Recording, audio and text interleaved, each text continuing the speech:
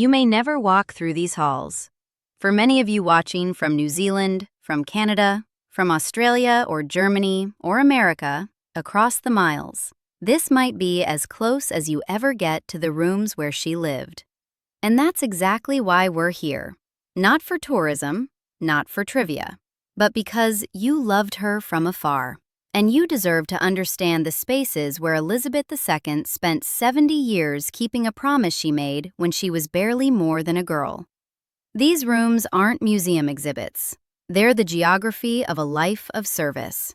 The corridors she walked each morning, the windows she looked through while reading government papers, the threshold she crossed for the final time.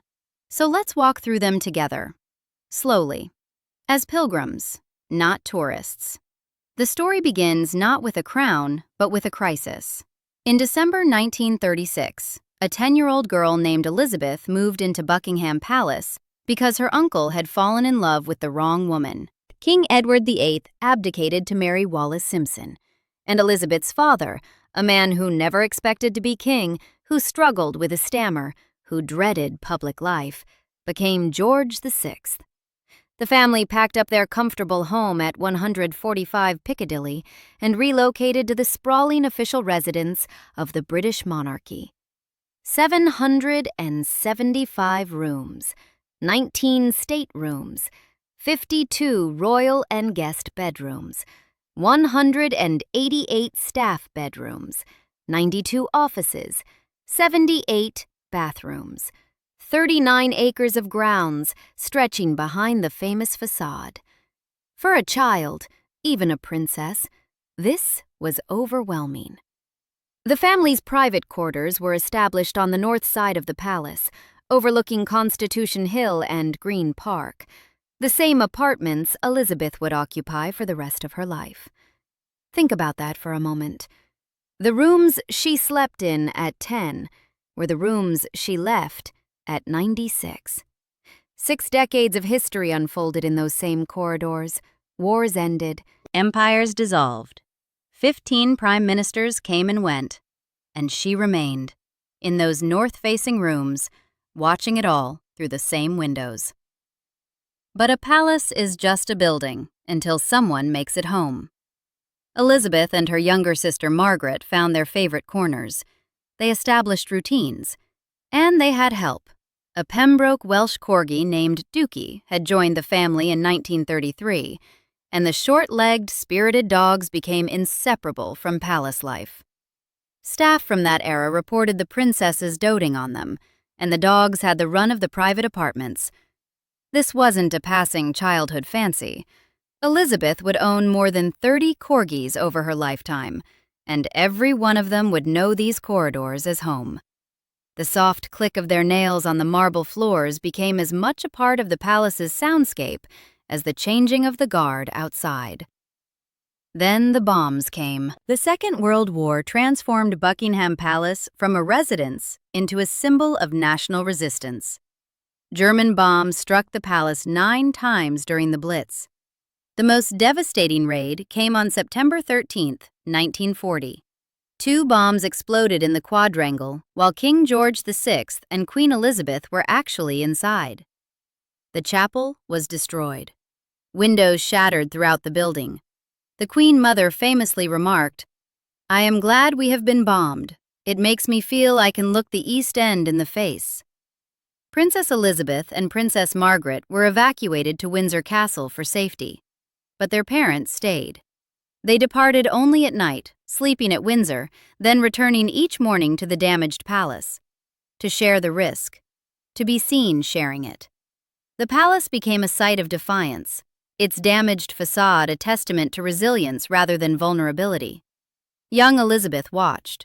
She learned. In 1945, at 18 years old, she joined the Women's Auxiliary Territorial Service, the first female member of the royal family to serve in the armed forces. She learned to drive and maintain military vehicles while bombs still fell on London. The palace she would inherit had been tested by war. So had she. And then came the promise. On April 21, 1947, Princess Elizabeth turned 21. She wasn't at Buckingham Palace. She was thousands of miles away, in Cape Town, on a tour of South Africa with her parents and sister. Standing before a microphone, her voice clear and young, she spoke words that would echo through the next 75 years. "I declare before you all that my whole life, whether it be long or short, shall be devoted to your service and the service of our great imperial family to which we all belong." A life of service. That phrase began here, in South Africa, spoken by a woman who was barely more than a girl. The speech was written by Sir Alan Lascelles, but observers noted she delivered it with conviction that seemed entirely genuine.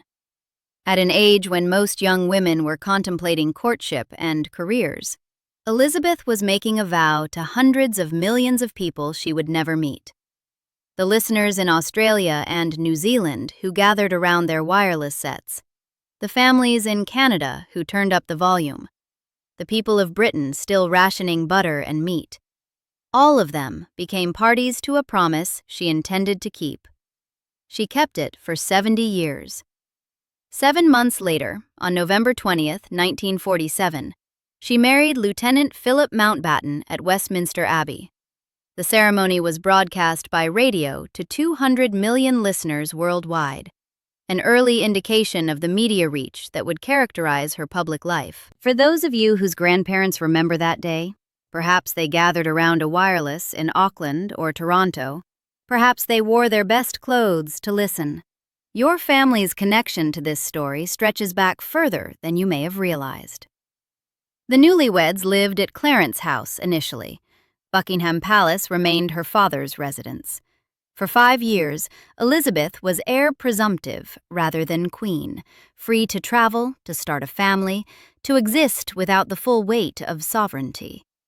That weight arrived on February 6, 1952. Elizabeth was in Kenya with Philip, staying at Treetops, a viewing lodge built into a giant fig tree in the Aberdare National Park. They'd stopped there during a Commonwealth tour, watching elephants and rhinos gather at a watering hole below. Meanwhile, at Sandringham House in Norfolk, her father retired to bed after a day of shooting. He died peacefully in his sleep during the night. His valet discovered him the following morning. Elizabeth had left Treetops and returned to Sagana Lodge when the news finally reached Kenya. Philip's equerry, Mike Parker, received the information first. He passed it to the Duke, who took Elizabeth aside to tell her privately. In that moment, standing on African soil, thousands of miles from the palace that awaited her, she became queen. She was 25 years old. Parker later recalled that she received the news with characteristic composure, immediately beginning to consider practical arrangements for her return to Britain. The woman who boarded that plane was fundamentally different from the one who had arrived in Kenya days earlier. She was now sovereign. She was now responsible. She flew back to London, where Prime Minister Winston Churchill and other officials met her at the airport.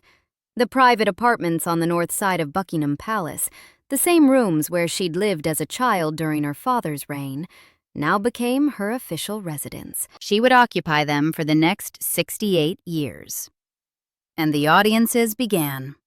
Winston Churchill, 77 years old and in his second term as Prime Minister, became her first weekly meeting. These audiences were held in a small room within the palace's private quarters. Photographs released over the decades showed relatively modest space with patterned wallpaper, comfortable chairs arranged for conversation, a fireplace, family photographs on surfaces. 2 chairs faced each other, one for the Queen, one for whichever Prime Minister the British public had chosen. No notes were taken, no advisors were present, just 2 people and the business of governing. Churchill had known Elizabeth since she was a child. He'd served her father and grandfather. Their early audiences reportedly combined constitutional business with something approaching paternal guidance. He was teaching her the intricacies of constitutional governance. She was learning quickly. This ritual would continue through 15 prime ministers over 70 years.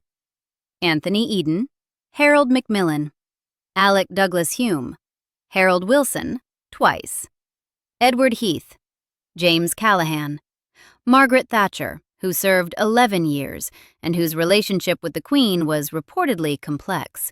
Both women of similar age, both operating at the highest levels of traditionally male institutions, but with different styles and, reportedly, different politics.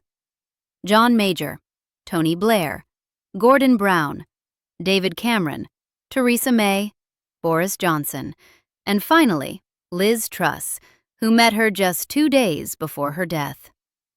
15 prime ministers. Every Tuesday evening when she was in London, 2 chairs.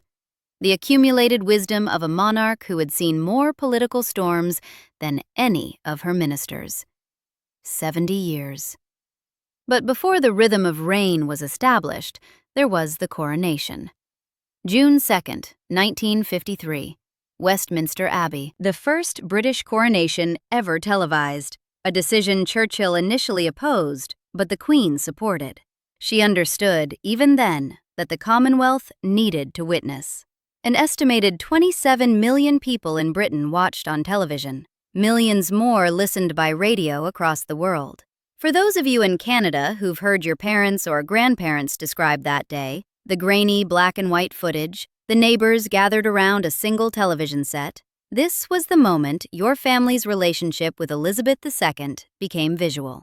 You could see her, the young woman in the heavy robes, accepting the weight of centuries.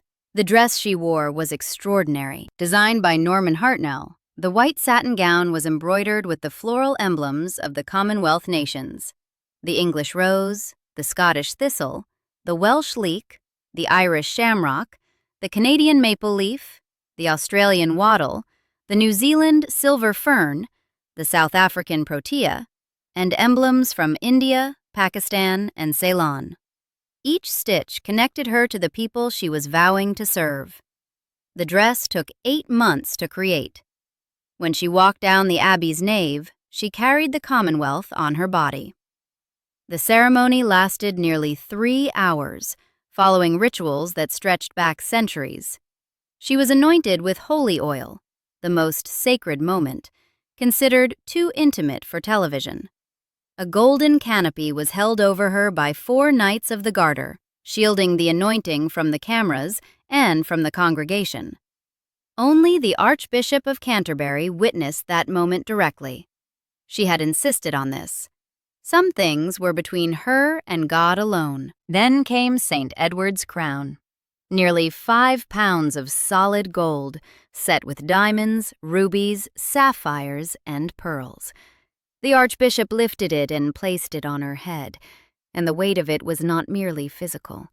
She would later describe the crown as so heavy, she could not look down to read her speech. She had to memorize every word, keeping her head perfectly level to bear the burden. A 27-year-old woman, holding herself still beneath nearly 5 pounds of gold, carrying the hopes of millions. After the ceremony, she returned to Buckingham Palace in the Gold State coach, 2 miles through streets packed with spectators despite the rain that fell throughout the day, still wearing the imperial state crown, still carrying the orb and scepter. She appeared on the balcony with her family, and the crowd stretching down the mall cheered as she raised her hand. That balcony. You've seen it in photographs your entire life. Every major royal occasion for the next 7 decades would feature that same appearance, the sovereign emerging through the center doors, raising a hand to the crowds below. The balcony where she stood in her coronation robes in 1953, where she celebrated silver and golden and diamond and platinum jubilees, where she waved for the last time in June 2022, frail but present, still keeping the promise. Inside the palace, the throne room awaited the official photographs. The thrones were installed beneath a canopy of crimson velvet, the royal coat of arms embroidered in gold above them. The photographs from that day show the young queen in her coronation robes, seated on the throne, the weight of centuries visible in ermine and velvet and gold. The throne room still contains those chairs, still remembers that June day. Following the coronation, She embarked on an extraordinary Commonwealth tour that lasted from November 1953 to May 1954. She traveled over 40,000 miles, visiting Bermuda, Jamaica, Fiji, Tonga, New Zealand, Australia, the Cocos Islands, Ceylon, Aden, Uganda, Malta, and Gibraltar. In New Zealand, she became the first reigning monarch to visit the country. Crowds estimated at 3/4 of the entire population came to see her. Similar numbers in Australia. The Commonwealth wasn't an abstraction to her. It was a relationship that required her physical presence, and she gave it unstintingly from the very beginning. But Elizabeth II didn't sit on thrones in her daily life. She sat at a desk. Her private sitting room on the north side of the palace became the nerve center of her working life. Each evening, leather dispatch cases arrived, the famous red boxes containing government documents, Foreign Office telegrams, briefings, and papers requiring her signature. Former staff described how she sat at her desk each evening, spectacles on, pen in hand, working through documents that prime ministers and cabinet secretaries had deemed worthy of the sovereign's attention. She never allowed the boxes to accumulate, treated the paperwork of government with the conscientiousness of a dedicated civil servant. This is the part of her life that television rarely showed. Not the carriages or the tiaras, but the reading, the absorbing, the understanding. She knew more about the workings of government than most politicians ever would, because she'd been reading those boxes since 1952. And through all of it, Philip was beside her. Theirs was a partnership that lasted 73 years, from their wedding in 1947 until his death in 2021. He had given up his naval career, a career he loved, a career at which he excelled, to walk 2 steps behind his wife for the rest of his life. At their golden wedding anniversary celebration in 1997, Elizabeth spoke publicly about what he meant to her with unusual directness. He is someone who doesn't take easily to compliments, but he has, quite simply, been my strength and stay all these years. And I, and his whole family, and this and many other countries, owe him a debt greater than he would ever claim, or we shall ever know. Strength and stay. For 50 years at that point, for 24 more years after. The corgis were always nearby too. Staff accounts describe them accompanying her throughout the private quarters, with special menus prepared in the palace kitchens. She fed them herself each evening, a ritual she insisted on maintaining personally. Their baskets were kept in a room near her apartments, raised off the floor to avoid drafts, and the animals moved freely through the corridors of the north side. These weren't accessories or props.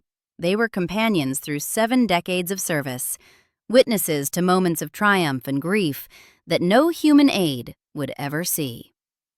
In 1957, she transformed another ritual. The royal Christmas broadcast had begun with her grandfather, George V, who delivered the first message by radio in 1932. Elizabeth made it visual. The first televised Christmas message was broadcast from the Long Library at Sandringham House on December 25, 1957. For those of you who grew up watching her annual address, from living rooms in Auckland or Toronto or Sydney or Berlin, this was your appointment with the Queen. Once a year, she entered your home. You could see the photographs on the table beside her, the Christmas decorations in the background, the pearls around her neck, the desk in front of her. She spoke directly to you, acknowledging that you existed, that your place in the Commonwealth mattered. She did this every year for 65 years. Only 1969 was different. A documentary had aired that year, and she felt enough royal footage had been broadcast. Every other Christmas, same woman, same calm voice, same sense that she was speaking to you personally, even from thousands of miles away. The locations varied over the decades. Sandringham's Long Library, various rooms at Buckingham Palace, Windsor Castle during the later years. The settings changed, but the ritual remained constant. A sovereign speaking directly to her people, no intermediary, no politician, Just Elizabeth and whoever was listening. On January 24, 1965, Sir Winston Churchill died at the age of 90. He'd been her first prime minister, the statesman who'd guided her through the early uncertainties of her reign and taught her the intricacies of constitutional governance. The news reached her at Sandringham, where the royal family traditionally spent winter holidays. She granted him a state funeral, only the second for a commoner in the 20th century, and broke with precedent by attending the service at St. Paul's Cathedral personally. The sovereign is traditionally represented at subjects' funerals rather than attending, but she made an exception for the man who had taught her how to be queen. 4 years later, in 1969, the BBC and ITV collaborated on a documentary called Royal Family that offered unprecedented access to her private life. Film crews followed her for a year, capturing footage at Buckingham Palace, Balmoral, and Sandringham that showed Elizabeth II in contexts the public had never witnessed. Barbecuing at Balmoral, decorating a Christmas tree, watching television with her children. The documentary, broadcast to an estimated 30 million British viewers, provided rare glimpses into the private apartments at Buckingham Palace. Cameras captured the relatively modest furnishings of the family's quarters, the comfortable rather than ostentatious decor, the ever-present corgis. Viewers saw that the Queen's personal spaces weren't the gilded chambers of imagination, but practical rooms where a family actually lived. The documentary was shown only twice, once in 1969 and once during the Silver Jubilee in 1977, before being withdrawn from circulation at the palace's request. Buckingham Palace reportedly became concerned that the film had demystified the monarchy too much, that showing the royal family as ordinary people might undermine the institution's mystique.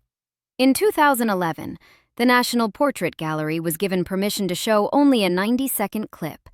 The full documentary remains largely unavailable to the public, making those glimpses of the private apartments all the more precious for understanding how she actually lived. But those glimpses mattered. They showed the truth, that a queen could also be a woman with comfortable chairs and family photographs and dogs at her feet. The decades continued. Prime ministers arrived and departed. The audience room witnessed crisis after crisis: Falklands, recession, Cold War tensions, the slow dissolution of empire. And Elizabeth II listened, offered continuity, kept her counsel. Elizabeth II visited Canada 22 times, more than any other country. 22 official visits between 1951 and 2010. She was Canada's head of state, yes, but the frequency suggested more than constitutional obligation. She understood that the Commonwealth required tending through physical presence. She visited New Zealand 10 times between 1953 and 2002. On that first post-coronation tour, an estimated 3/4 of the entire New Zealand population saw her in person. Australians welcomed her to open the Sydney Opera House in 1973. She attended Melbourne Cups. She walked your streets. So when a New Zealander watches this video and feels loss, when a Canadian finds themselves moved by footage of that balcony, it's because she stood in your cities and looked your people in the eye. The grief you feel isn't parasocial delusion. It's the recognition of a relationship she chose to maintain, visit after visit, decade after decade. Then came 1992, the year that broke her. In a speech at Guildhall on November 24th, Elizabeth II used a phrase that entered the English language: annus horribilis, a horrible year. 3 of her children's marriages had publicly collapsed. Princess Anne divorced Captain Mark Phillips. Prince Andrew separated from Sarah Ferguson. And Prince Charles and Princess Diana's troubled marriage had become tabloid fodder, their private misery splashed across every newspaper in Britain. But the worst was yet to come that year. On November 20th, 1992, the Queen's 45th wedding anniversary, Fire swept through Windsor Castle. A spotlight ignited a curtain in the private chapel, and the flames spread rapidly through the northeastern section of the castle. Over 100 rooms were damaged or destroyed, including the private chapel where Elizabeth had been christened in 1926, and St. George's Hall, the great ceremonial dining room where state banquets had been held for centuries. She arrived at Windsor while the fire still raged, watching firefighters battle the blaze for 15 hours. Photographs from that day show her standing in the rain, a dark coat pulled around her, witnessing the destruction of irreplaceable heritage. The castle had been her childhood refuge during the Blitz, the place where she and Margaret had sheltered while bombs fell on London. Now, it was burning. 4 days later, at Guildhall, she gave her Annus Horribilis speech. Her voice was hoarse from a cold caught standing in the rain at Windsor. She admitted vulnerability in a way she never had before. "There can be no doubt that criticism is good for people and institutions," she said. "But we are all part of the same fabric of our national society, and that scrutiny can be just as effective if it is made with a touch of gentleness, good humor, and understanding." Even in pain, she was thinking of the relationship between sovereign and subject, even when her own world was burning. The restoration of Windsor Castle took 5 years and cost £37 million. Buckingham Palace itself contributed to the funding by opening the staterooms to the public for the first time, the summer tours that continue today. The disaster became an opportunity for the public to walk through rooms they had only imagined. Then came August 1997, and Diana. Princess Diana died in a car crash in Paris on August 31, 1997. The Queen was at Balmoral with her grandsons, William and Harry, when the news arrived in the early hours of the morning. What followed became the greatest crisis of her reign, not because of what happened, but because of how she responded, or didn't respond. She stayed at Balmoral. The flag at Buckingham Palace did not fly at half-mast, because the royal standard flies only when the sovereign is in residence, and she wasn't there.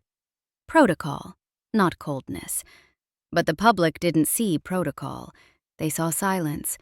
They saw an empty palace while flowers piled against the gates, while crowds wept in the mall, while the nation seemed to split between grief and fury. The Queen returned to London on September 5th. She walked outside Buckingham Palace, looking at the flowers, speaking to mourners. That evening she gave a live television address, the first time she had done so outside of her annual Christmas broadcast. Seated at a window in the palace, with the crowds visible behind her, she spoke directly to the camera. "What I say to you now, as your queen and as a grandmother, I say from my heart." The palace she had occupied for 45 years became visible in a new way that week. Not as a fortress of tradition, but as a home where a grandmother was trying to protect her grandsons, while a nation demanded she perform grief on their schedule. The rooms that had witnessed 7 decades of composure witnessed something different in September 1997. A woman learning that her relationship with her people required flexibility she had not anticipated. She adapted. She always adapted. 15 years later, in 2012, she showed just how much she could adapt. The Diamond Jubilee, 60 years on the throne, was marked by celebrations across the Commonwealth, including a river pageant on the Thames that saw 1,000 boats accompany the royal barge through London. The rain poured down relentlessly. The Queen, 86 years old, stood on deck for hours in the cold and wet, waving to the crowds lining the riverbanks. She refused to go inside. If her people were standing in the rain to see her, she would stand in the rain to acknowledge them. That same year, London hosted the Olympic Games, and Elizabeth II did something no one expected. The opening ceremony featured a short film in which James Bond, Daniel Craig himself, arrived at Buckingham Palace to escort the Queen to the Olympic Stadium.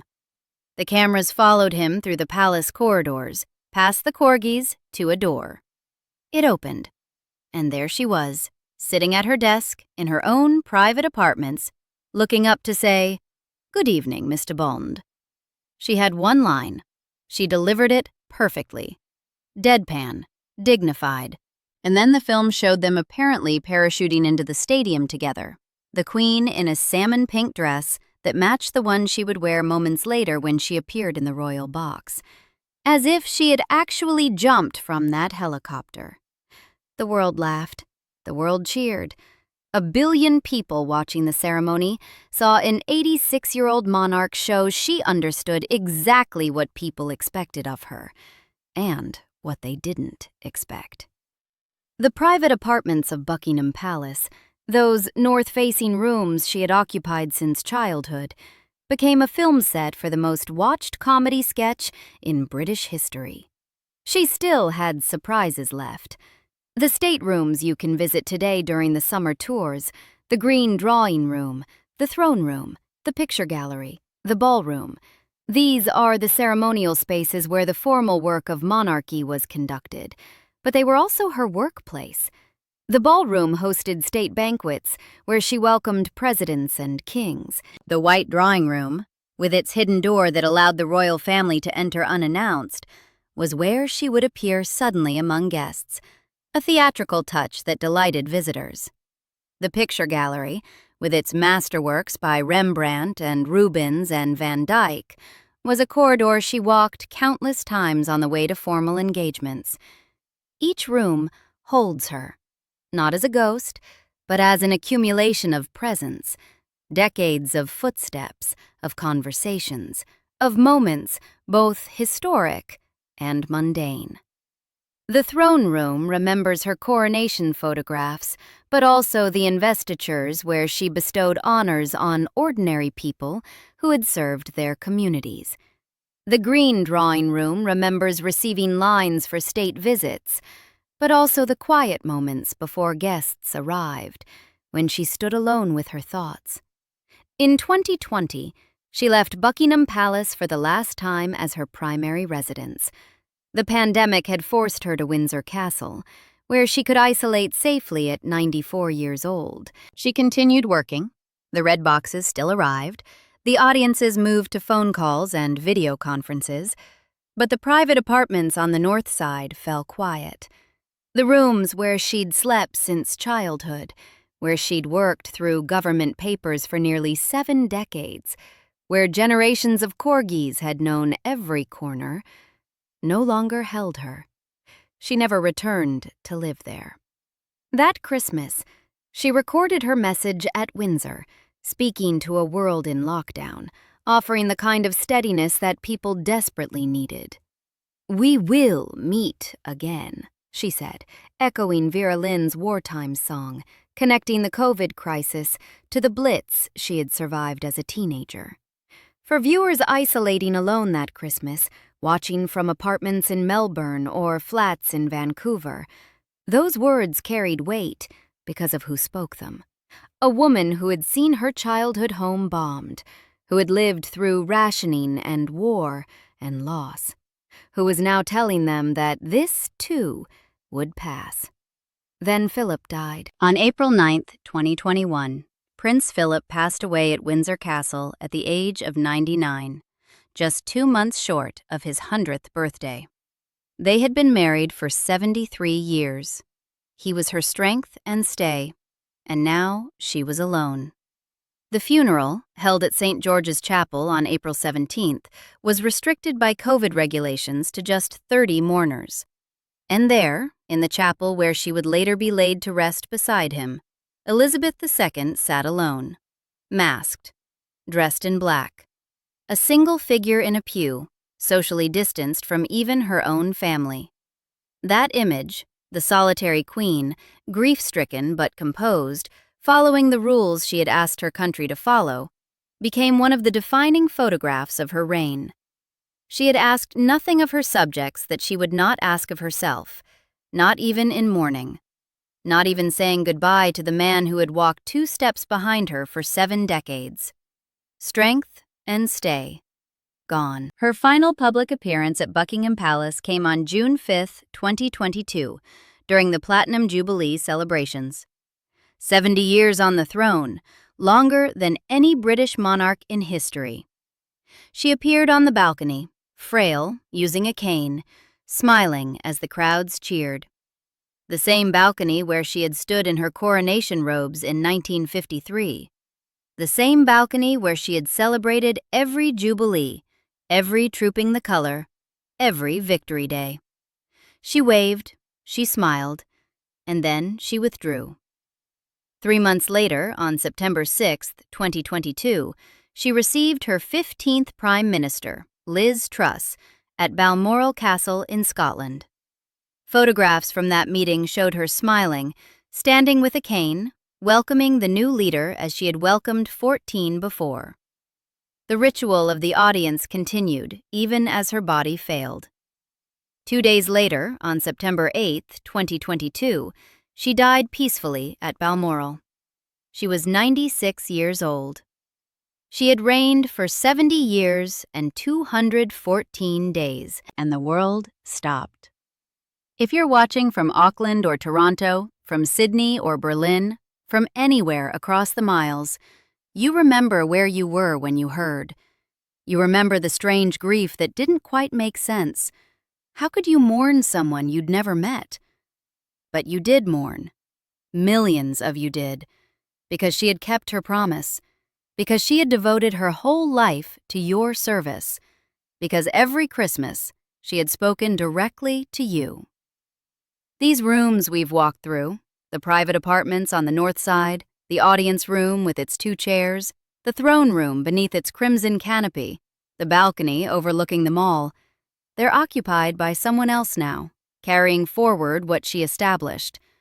But the weight of her presence remains in every corridor, every threshold, every window she looked through for 7 decades. You may never walk through these halls in person. Most people won't. But watching this, taking this pilgrimage through the spaces where she lived and served and said goodbye, is its own form of honoring. You're not a tourist. You're a mourner who loved someone from afar and wanted to understand where she actually existed. She would have appreciated that. She understood distance. She crossed it again and again to stand where you stood and acknowledge that you mattered. A life of service. That's what she promised at 21. That's what she delivered at 96. And that's what these rooms will always remember. If you have stories, if your grandparents worked here, if your family met her during a tour, if her Christmas broadcasts were part of your childhood, share them below. This is a space for remembering together, across the miles. Subscribe for more stories like this.